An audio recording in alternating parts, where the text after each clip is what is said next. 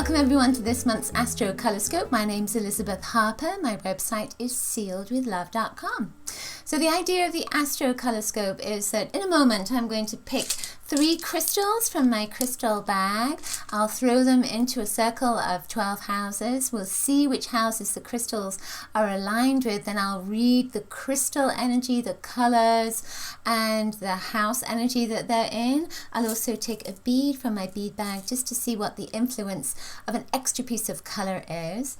Then the third thing is I'll take a card from the Voyager deck and I will ask you to take a look at the card. Hopefully you'll be able to see it properly. And I'll ask you to see which image in the card you're most attracted to, and what that image means for you. I'll be looking at the card as well and letting you know what I feel the influence is. So before we get started on your crystals, I just want to talk a little bit about what's going on this September with the astrological influences. So this is kind of a big month for aspects in the heavens. There is a sense of a shift, of a change, and it's almost like I almost feel like a breakthrough month for all of us. So from the 1st onward, there is a Venus-Mars conjunct, and it almost feels like it's a start of a breakthrough energy. Then on the 5th, the Sun is trine Pluto, and it feels like you're going to find something. And it might be that you find lost love. On the 6th, Venus goes direct. It's been retrograde for at least the last month, 6 weeks. There's a sense of not only finding something, but maybe finding that love for someone else, but also for yourself. It's almost like you've been looking for something, and it could have been that you've been looking outside of yourself, but I also feel if you've been looking inside, maybe for an idea, not necessarily love, it could be an idea, maybe a business idea. It might be that you'll find your fabulous home that you wanted, but it's because something is shifting within you.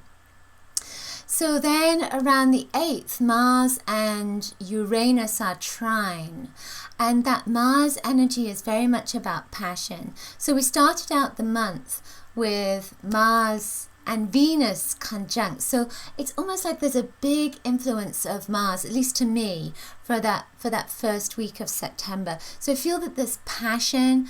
I feel that with Venus becoming direct, there's a lot of love energy that's starting to come out. So it almost feels like there's a big breakthrough, a dam that's opening up. Lots of love, lots of passion, lots of activity. And then the 9th, Mercury is square Pluto, and it feels like that's an upset, that there's going to be some criticism maybe, and it's not necessarily somebody being critical of you. It may be that you're criticizing yourself or criticizing others. It just feels like there's a sense of criticism that comes up around that time. Then the 17th, Mercury goes retrograde. We know what happens with that, right? So communication goes a little bit off. But at the same time, Saturn moves into Sagittarius. Jupiter is opposing Neptune. And it feels like this is a wake-up time. It feels like there's a wake-up to reality. And that communication, it almost feels like you can no longer access something that you've been pretending has been in your life. So it's almost like you can no longer access that, and you can no longer pretend anymore. So your imagination, it's not that your imagination is going, it's just that what you've imagined to be true, what you've imagined to be your reality is no longer a part of your life. That's what I feel that energy is all around. So then there is that breakthrough. There's Pluto moves into direct. It's in Capricorn on the 24th. Get my words right here, and there's a feeling with that. That is a planet of transformation, and I feel almost as if again we're moving through this big breakthrough wake up call the whole of the month.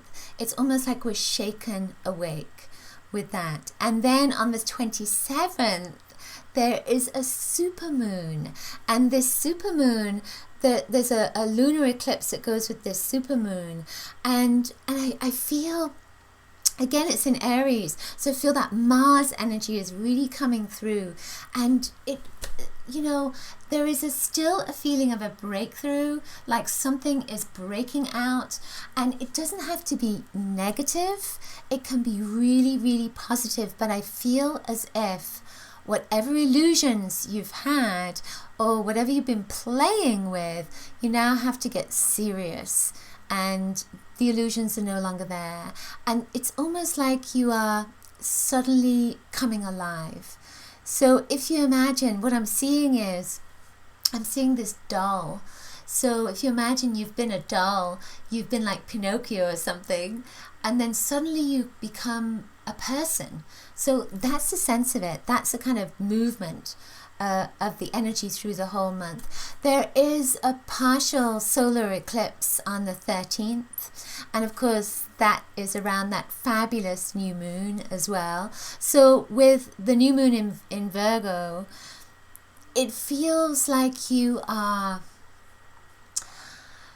making your wishes now, and those wishes are for the long-term future, that this is not about a quick fix, that this is a long-term energy. What is it you want in the next 5 years? And that's what it feels like. Ooh. That's what it feels like that new moon is about, and then the full moon is that culmination. It almost, again, feels like you are breaking out, you're breaking free. So it could be that you're breaking free of a relationship, but it could also, I really feel that it's breaking free of illusions. I felt this little shiver. When I get shivers, it's usually about the truth. Okay, so now remember, I offer different consultations on my website, sealedwithlove.com. You can get card readings or intuitive soul guidance, all kinds of different things. You can also have a crystal gem reading as well. Now, before we get onto your crystals, remember to subscribe to my love letter at bit.ly/color kit. You'll get a free gift of a fabulous color kit. You can find out all your true colors in that color kit. Okay, so let's get started with your crystals. Okay, Pisces. So for you, you have in the first house a piece of rhodochrosite. So this is pink with lots of, little lines in it. It's almost like a slice of pink, different pinks, and a little bit of black in there as well. So rhodochrosite is about your inner child.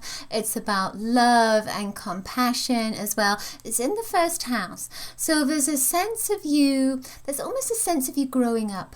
So there's a feeling of you, this is your last lap of the inner child. So it's not a negative thing. It's just saying that with the pink energy that you are, it's like you're letting go of something around the child, letting go of something that doesn't reflect you anymore from that child perspective. And I feel like you're growing up, but it's almost like it's a stage. So there's still some child in there, of course, because you're going to access that energy. It's very playful, but I feel like you're coming into a different stage of your life, and it's almost like a maturing vibration that's there.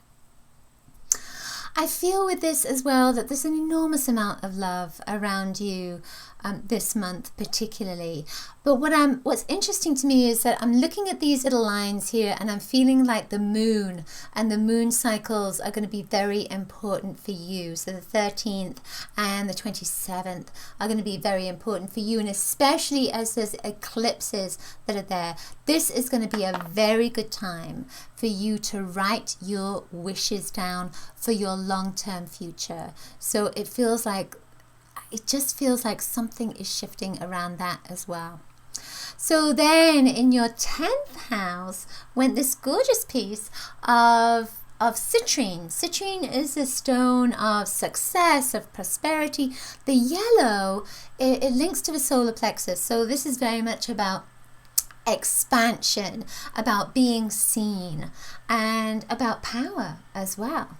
So with this energy, I'm feeling like, and especially in the 10th house, that you are allowing yourself to be seen. Maybe for the first time, you're actually allowing your power to be seen, or you're coming into a position of power.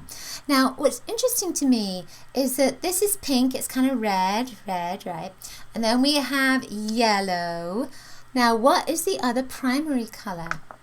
It's blue. So we have blue here, and this is Larimar. This went into your 12th house. Larimar is a very special stone. It's only found in the area of the Dominican Republic, and it's supposed to link with Atlantis.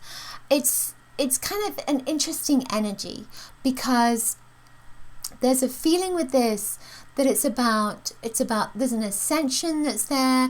There's a release of the old, and there's a feeling of becoming the teacher or becoming more masterful. So then we get this red, yellow, and blue, and it almost feels like there's a completion vibration that's here. And with the completion vibration, it's almost like everything you need, everything you want, everything you've strived for is going to start falling into place. There's a sense of an aha moment that's coming up this September for you. And it feels like it's coming between the 13th and the 27th. So it feels like there's between that time, there's a great time to ask questions. It's a great time to have an aha moment. I also feel with that Larimar, because it's so special that it links with your guides and your angels, there's a sense of you maybe doing more meditation, more of a connection to spirit, more of a connection to your faith, your beliefs, and more of a connection really to nurturing your spirit as well. Then the bead that came up for you is this lavender color. It's tanzanite. And, with this, it's kind of a bluey violet color. Violet is a color of transformation. Blue is a color of communication. I feel almost as if that is a particular guide. It's a particular angel. And I feel as if you're going to get signs this month of that direction that you're taking and your power and where to go, and you really need to follow those signs. So if you get this feeling that you have to drink more water. If you get this kind of message, you see a feather, then know that your angels are close and they want you to hear them. If you get the sense that you need to go to a workshop, go to it. That's the feeling, is to go with you should always go with your intuition, but it's very important right now, because I feel that this is an angel, a guardian angel that's with you, that's trying to guide you to go in the right direction. There's a big kind of wholeness, completion that's coming up here, and then there's this new path for you that's coming with that whole energy as well. The card that came up is purity. So take a look at that card, see if there's anything in it that most attracts you, then ask yourself, what does that mean? So when I look at this, I see the window, but I see that there's kind of pink on the bottom window and then white on the top window. Pink and white link to the child. So again, it's about this child energy. So it could be that, something from childhood, it's something that you wanted and you haven't had it, and now you're going to reconnect with it. It could be that a talent or a gift from childhood is going to be reclaimed. Or it could be that you are letting go of something that is childlike or child energy, and you're moving in this new light-filled direction, but I feel that it's totally new for you, and it might be a little bit challenging, but it feels almost like it's going to be the making of you. It's not going to be the same for everybody, of course. Whatever it is, however it manifests, it feels like it's going to be much more powerful for you. Okay, that's it for this month's Astro Colorscope. I hope you enjoyed it. Do please give it a thumbs up if you did. Share it with your friends, and you can share it by email too. Let me know in the comments below if the messages resonated. And remember, you can grab my free color kit, find out your true colors at bit.ly/color kit. I will see you next week. Lots of coloricious blessings. Bye.